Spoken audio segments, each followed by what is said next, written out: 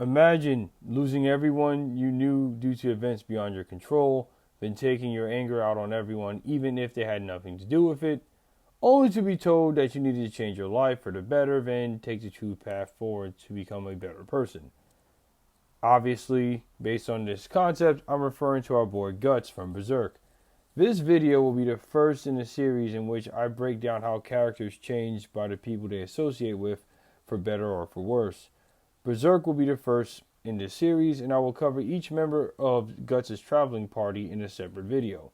I believe that each character deserves their own time in the spotlight. This video will talk about how Puck, the elf, was the first to truly start for Guts to change, because Goto's impact just isn't really felt until the conviction arc when he comes back to visit him. But I believe Goto's words would have been on deaf ears had it not been for Puck harassing the living shit out of Guts. So now, with that out the way, let's talk about our boy Puck, the first character on this list. Now, Puck meets Guts during his journey as the Black Swordsman. He was the first to see how isolation and hatred warped the mind of someone who was actually rather decent and chivalrous before, during arcs like the Golden Age and such. As we know, Guts was, well, spiteful, to say the least. During the fight with the Snake Baron, Puck was even disgusted at Guts' actions. He knew something was off, but he couldn't put a name on it. During this time, Guts rejected all of Puck's advances towards actually being friends. He even was like, hey, weaklings caught in my path deserve to die. Now, to the regular reader, even a novice, they may say, oh, because he was feeling bitter, which is true. I mean, he did lose everyone and everything at the eclipse that he knew, but there's a lot more to it. Guts, at this point, exhibited behaviors of what some psychologists would call conditioned helplessness. It is when someone who is used to being treated a certain way, or doing certain things, for instance, starts to believe it is normal to be this way because they haven't seen any alternative. Let's look at a dog in a cage. Let's say the said door was electrocuted. Every time the dog would go towards the door, it would get shocked. So when you turn off the electrocution and you're allowing the dog to leave, the dog won't move because it expects to be shocked. This is Guts in a nutshell at this moment. Now, I understand that he lost everything, his friends, his lover was raped in front of him, and he was powerless to do anything about it by someone he initially called a friend. This doesn't excuse his actions at this point. The interesting thing is, during this Black Swordsman arc, when he was, well, whooping ass across all Apostle kind, he was nowhere close to actually getting towards his goal. And when he finally met the said God Hand, he was pretty much powerless to doing anything about it. Now, this is not to say that characters such as the Snake Baron, Slug Count, and Rosine did not deserve their deaths. But what I am saying is that it could have been done in a way where Guts was not the villain and could have had people by his side. Let's look at characters like Vargas, who actually was trying to get revenge on the Slug Count, but Guts treated him like crap. Was that really necessary? Not at all. But Guts did his actions, and he has to live with the consequences behind his choices. Now let's get back to Puck.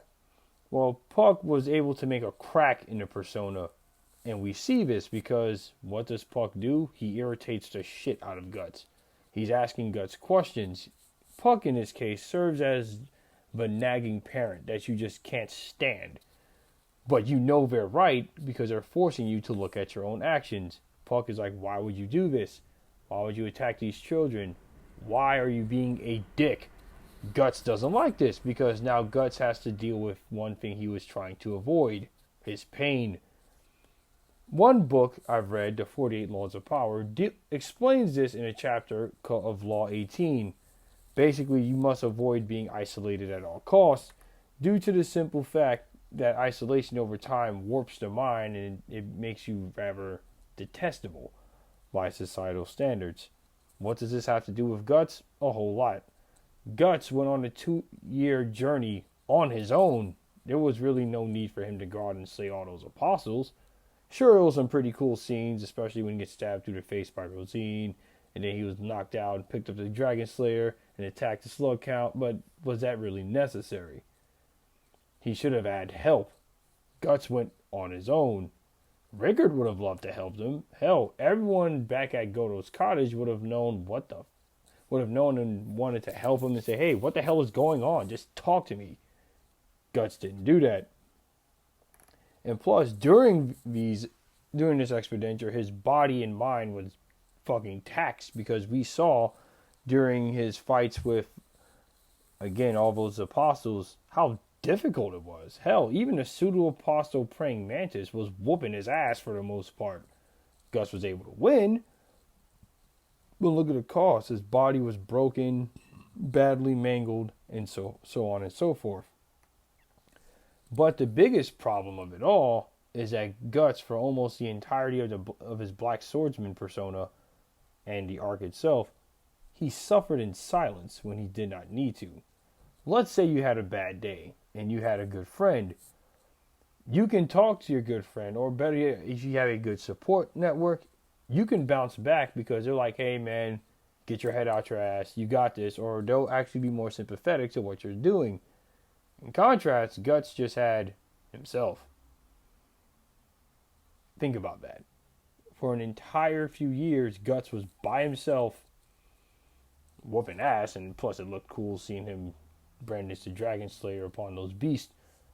But all of his suffering, he was by himself. There was no one for him to even talk to, just saying, yeah man, am I doing something right?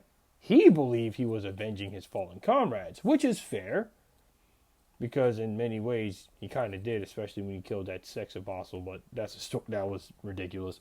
But Guts himself was unable to see that what he was doing was wrong. Puck, on the other hand, is the first, and I mean the first, because Puck was putting cracks in the armor. I say the true moment comes for Puck is when Puck himself notices Guts was basically knocked out cold after running from the Holy Sea Knights after he came very close to killing Rosine. All the weak spirits was about to take over his body. Puck saved his ass. There's no room for argument here. Not only he saved him, this is when Guts began to acknowledge that, well, Puck is not just an aggravating fairy. I could actually use him for something good. The reason I bring this up is because Berserk places a strong emphasis on many Stoic teachings, one of which is basically cause and effect, or as we know it as causality. Many famous Stoics, such as Epictetus, Marcus Aurelius, and Seneca, believed that the universe is based on actions that are cause and effect. In layman's terms, let's say there's a rock, and you're on a bicycle. I throw said rock at you. End result, I throw said rock at you and it hits your head and you're wearing a helmet. End result, you're knocked off your bike. Everything else that happens is a byproduct of that final action, but I can't control it. Cause and effect in a nutshell. Now, I'm also paraphrasing this from BooFire191. Again, this is something I've noticed from his videos. I actually respect the guy. I don't want people to think that I'm jacking his style. But moving forward is that this teaching of cause and effect is so prevalent, it's basically seen as if it's destiny, but it's not. All it is you get to choose. Individual agency. Your actions are determined by you and you yourself. That's it. Let's say Puck was never there in his his medicine pouch, and the apostles comes back and he's fighting them all by himself. And let's say he was reaching for medicine like he did against the praying mantis or something like that, and the medicine bag was empty and it's all broken. What would have happened to Guts? He'd probably be dead. Puck being there, or at least residing there, gave him the fairy dust to continue his fight. This literally saves Guts several times, especially later in the stories, which I won't go into, but the point here is this. Puck himself not only caused Guts to slowly get away from being a black swordsman, but he makes Goto's speech towards him that much more impactful. Because let's say, again, if Puck never harassed Guts, Goto tells Guts, get your head out your ass. Guts would have probably said, fuck you. That's the internet. Because before he reaches Goto, Puck has been constantly hammering away at his psyche with little taps. It cracks when Guts is like, alright, you can just travel with me. And you see Puck saved his ass again from being captured from the Holy See. But just like I said, think of it this way. Imagine you had a friend. A good-natured friend, a foil to your every being. You pretty much screwed up in school. You and your friend knows this. Your parents find out. Now, let's say your friend is someone who wants your best interest like your parents. And your parents is going to give you the speech later. But your friend will be the first to say, hey, you fucked up. You need to fix this before they find out. You don't want to listen to your friend, but your friend insists on the point. So by the time you end up going home, when your parents is like, what the hell? It hurts you that much more, and you're more willing to listen as opposed to being resistant. This is why I believe Puck truly changed Guts in a way to help him move forward towards what we know him as in the conviction arc forward.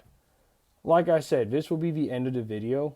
Well, I don't know why I said like I said. That was a mess up in the script. But rather, this is the end of the video. This wraps things up.